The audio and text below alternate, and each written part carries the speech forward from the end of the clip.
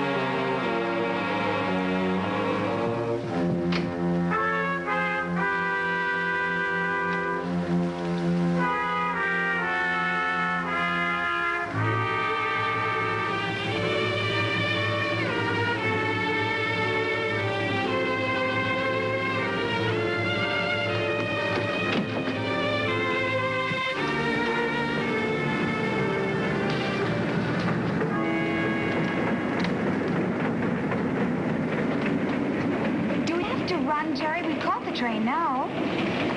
Oh, this is our compartment, isn't it? Number 7? Not quite. This is the right room, but it's the wrong car. You sure this isn't our room? Yes, darling, I'm sure. Look, here are the tickets. See? Wrong car. Now, come on, let's get started. I want to get settled before this trip is over.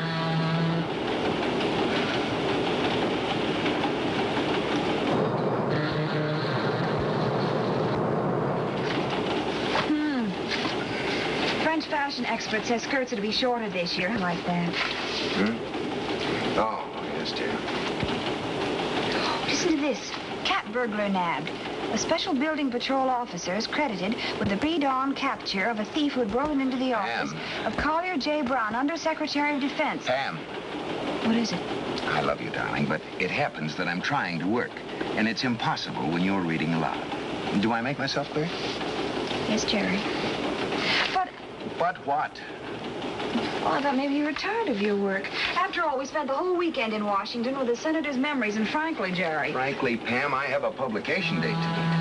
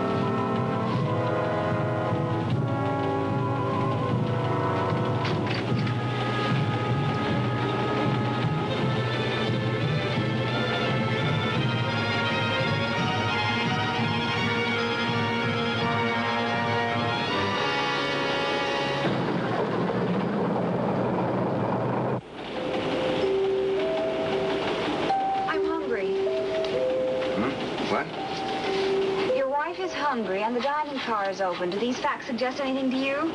Oh, of course. Why don't you get some dinner, darling? And bring me back a ham on rye and some coffee,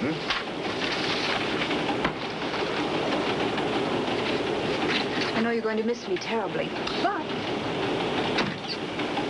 You spell agrarianism, Pam.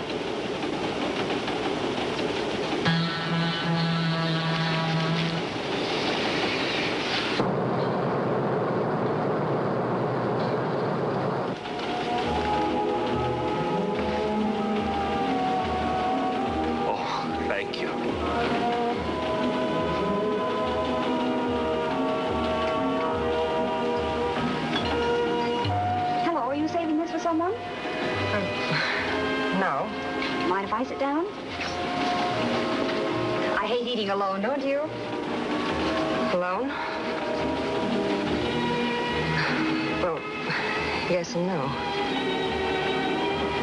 Naturally, you're so attractive. I'm sure you don't have that problem.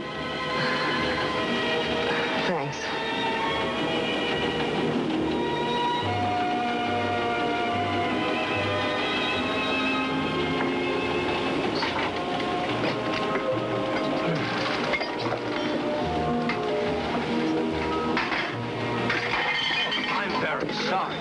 Isn't that clumsy of me? The car lurched. It's all my fault. I'm terribly sorry. That was awfully clumsy of my friend. I lost my balance. You must be sure to let me pay the cleaning bill, of course. Maybe even buy you a new dress. I'll take that bag. This is yours, madam. I'm very sorry.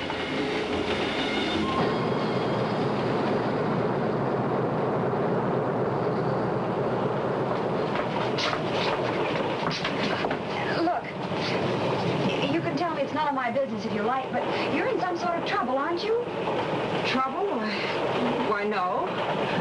Well, are men always throwing food into your lap so they'll have an opportunity of going through your handbag? Because that's what that act was about that those two just put on in the dining car. Well, I'm sure you must be mistaken. But it's kind of you to be so concerned about me. Suit yourself. But don't be in a rush to see what it was that he took out of your bag, because I got it away from him before he had a chance to get anything. Thank you. Can I get this door for you?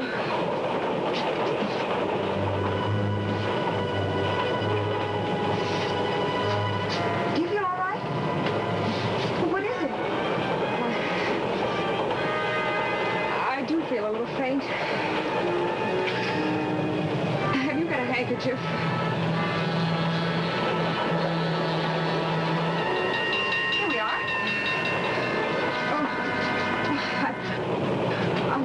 I suddenly felt weak, but I'll be all right. Of course you will. Anything wrong, ladies? I felt as though I were going to faint, but I'm fine now. Let me help you to your compartment. Thank you.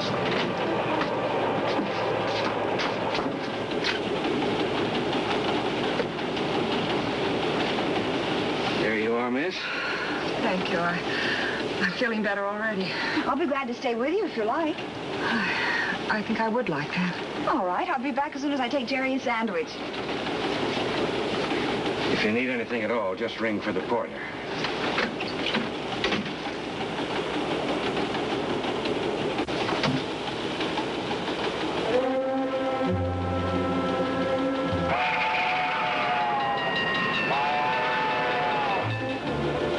So that's it, Jerry.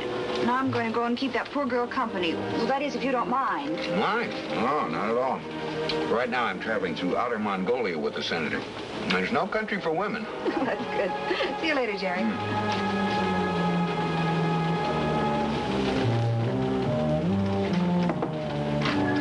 Hello, I'm back. Oh, I'm sorry. I must be in the wrong... No, I'm not. What happened to the girl who had this compartment? Girl? Did you have a girl in here? Well, how long have you been in here? Why, since we left Washington. Obviously, you've made a mistake. Are you sure this is the right car? Yes, I'm sure it is, and this is her compartment, too.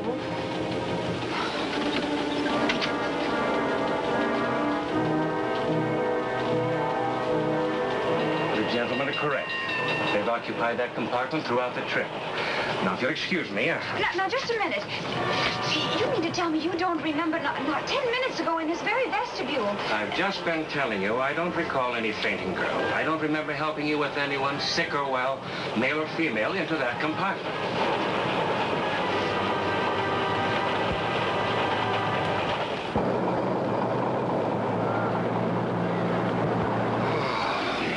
Ma'am, darling, will you please tell me something? How is it you can always manage to come up with some deep-dyed, mysterious problem, no matter where we happen to be? How do I know? You make me sound like Typhoid Mary or something. Typhoid Mary? You know, she probably wasn't a bad sort at all. If I'd met her while I was still a bachelor... Look, are you going to sit here brooding over your lost opportunities, or are you coming with me? Coming, beloved. Good. I'm going to prove to you I'm not making this whole thing up.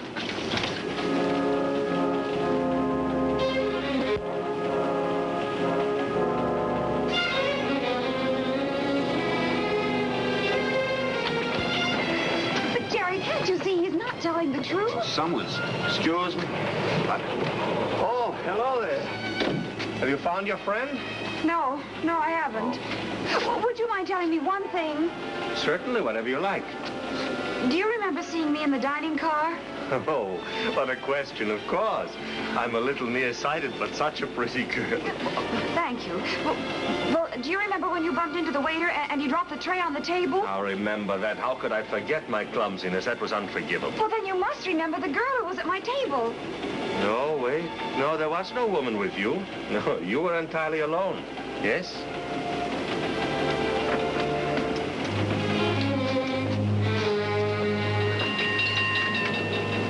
What are you so happy about? I just saw that North woman.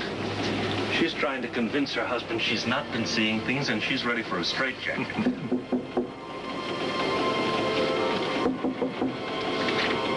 Oh, come in. May I speak to you a minute? What's troubling you? That North woman in the next car. Oh, what's the matter? She can make an awful fuss. I've been wondering if it wouldn't be wise to tell her about the girl. No, the Secret Service doesn't operate that way. We've captured a foreign agent on the train tonight, but we're not going to broadcast that fact by telling every featherbrain housewife is interested. You briefed the waiter, didn't you, what he was to tell her? I just don't want any trouble, that's all. There won't be any trouble. That Secret Service can't handle.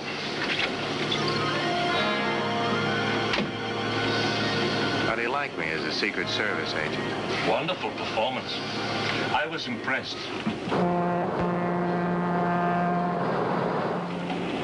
If I saw her when I didn't see her, Now, look, sweetheart, you're all right. There has to be some perfectly logical explanation for that girl's disappearance. Well, what? What could it be? Well, perhaps, it could be that maybe she had you and the conductor take her to the wrong compartment. Why? Well, I don't know why. Let's just say for reasons of her own. And then she tipped the conductor handsomely and asked him to forget the whole thing. That's not bad. Ah. Not bad at all. What about the waiter and the rest of the passengers? Did you tip them handsomely, too? I doubt it. Yeah, but it is possible, isn't it? Yes, but not very probable. At any rate, why would she do it? Well, does it matter why? It all reminds me of something. Can't put my finger on it, but it's something... But I'm reminded of something, too. You are? Yes, I'm reminded that if I don't get my nose back to that grindstone, I'll never meet that publication date. Here, now sit down. Find a crossword puzzle. Maybe you'll have better luck with that.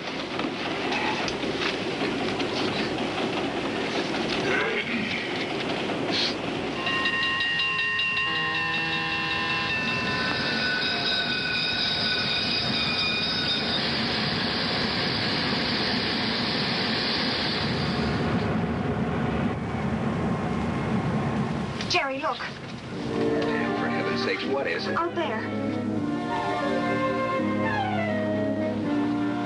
That was a coffin. So? I'll bet anything that she's inside of it. Ooh. Oh, no. Why not?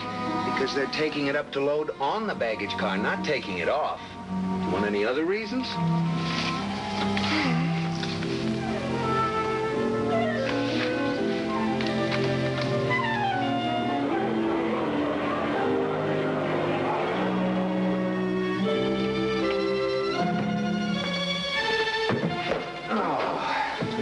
we're home. Now maybe I can get some work done.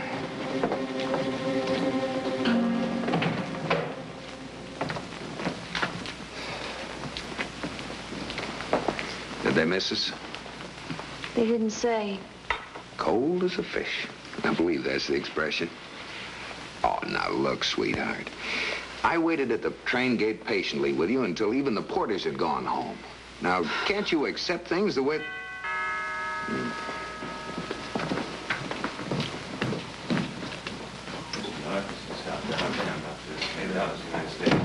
Oh, would you come in? Pam? You remember these gentlemen from the train? This is Dr. David Ennis of the United States Public Health Service and his assistant, Dr. Huntley. Yes. How do you do? They've come to see us about your disappearing friend. How do you do? Public Health Service? Doctors? Oh, wait a minute. Now I know what I've been trying to remember. The Paris Exposition. What on earth? I think I understand. Yes, I too remember the legend of the vanishing lady at the Paris Exposition. Well, that's the story I've been trying to remember. You do understand now. You mean that girl on the train had the bubonic plague? Oh, no. Yes. We were fortunate to catch it at a very early stage and to isolate her before everyone on the train was exposed. Oh, my goodness. This young lady is now in a hospital, and her chances for recovery are really quite good. Mrs. North, there's no reason for you to be alarmed, despite the fact that you were the only person on the train directly exposed. A nurse will be here within the hour with proper inoculations. You have nothing to fear. That's a relief. I want you both to go into the bedroom and undress. Undress? I must have everything you had with you on the train tonight. Everything. It's really quite simple.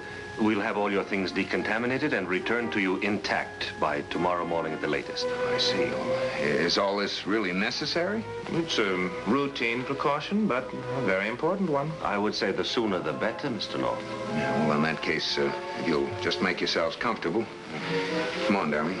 Thank you.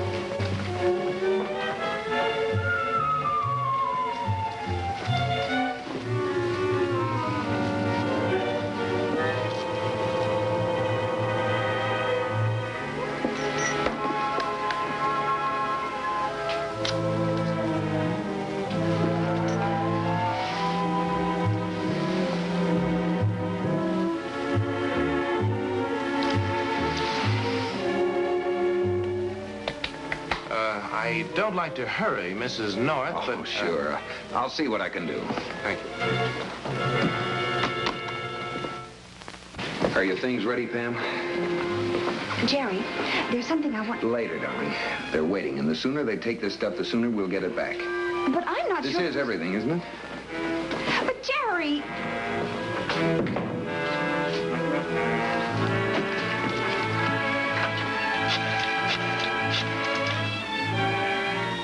Information? Will you please give me the telephone number of the United States Public Health Service? Now, you will be careful with that manuscript, won't you? We'll get it back to you in tip-top shape, Mr. North. Good. Good night, and thanks for your cooperation. Thank you. Good night. Good night.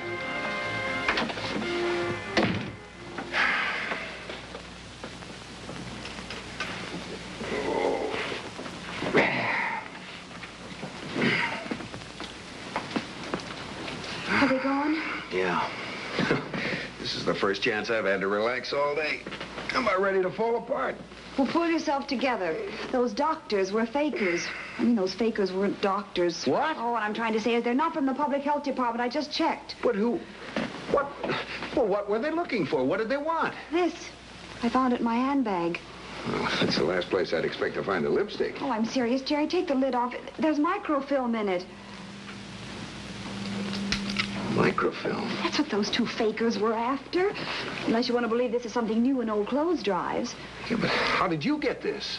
That girl on the train. She must have dropped it into my handbag. At least those two men think she did. Oh, Jerry, that girl was on the train. Do you suppose they could have killed her? I don't know, but I think we ought to find out. What are you going to do? Let's call Bill Wigan. Lieutenant Wigan, please. Jerry North calling. I'll go get dressed. Now, stick around a minute. Bill, listen, can you meet us at Penn Station? No. I want you to check compartment number... Compartment number 7, car 1074, Capital Clipper. You got that? Yeah, that's right. Look, Pam thinks the girl who occupied that compartment may have been murdered. No, I think she's right this time. Look, Bill, we'll meet you there and tell you the whole story, okay? Right.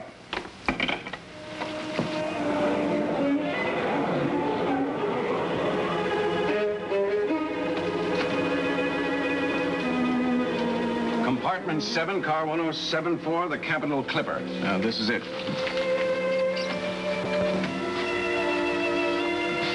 All right, check that.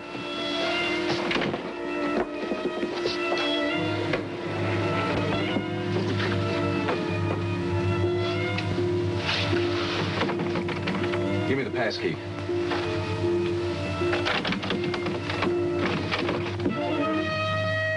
Deader than yesterday's newspaper, all right. How Pam North does it, I'll never know. Look, you take over the fort and don't touch anything. I've got to get to the nearest phone.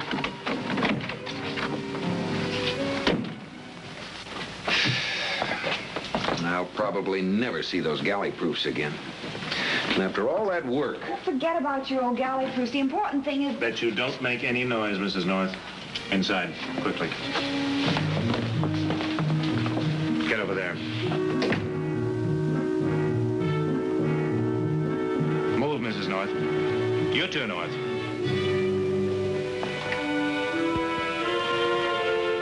I'll make it brief, Mrs. North. One woman has already died because she wouldn't produce that roll of microfilm we want. You understand?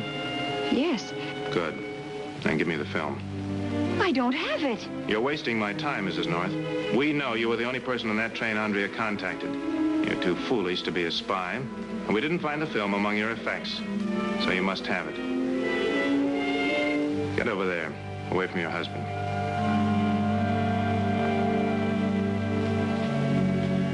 Stand still, Mr. North, or I'll kill your wife. Eric, the purse. Watch him.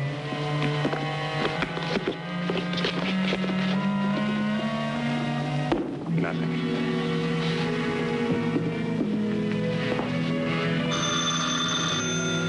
Let it ring.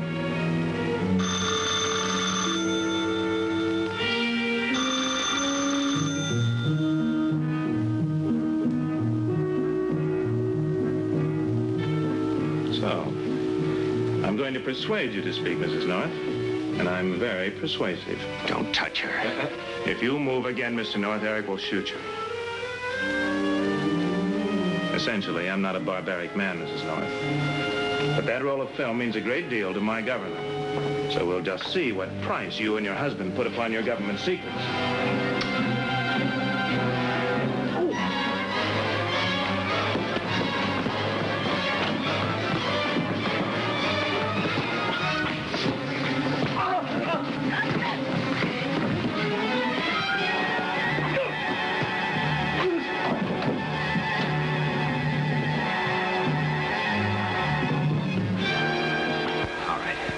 Get over there with your friend, Ennis.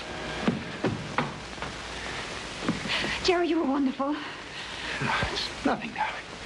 Nothing any red-blooded American boy couldn't do.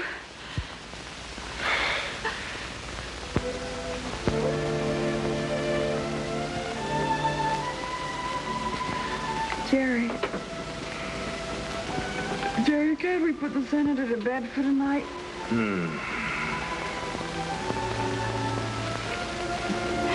Good night, my red-blooded American boy. Say something? By Ralph Francis Murphy. A John W. Loveton production. Produced by Federal Telefilms. Starring Barbara Britton and Richard Denning, featuring Francis DeSales.